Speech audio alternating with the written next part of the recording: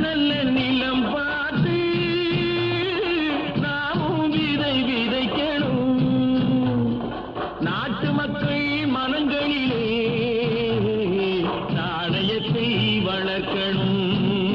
முழுதும் மனித குல பண்புதனை விதைத்து பாமரர்கள் நெஞ்சத்திலே பகுத்தறிவை வளர்த்து போர் முறையை கொண்டவர்க்கு நேர்முறையை விதைத்திருப்பவர்கள் இதய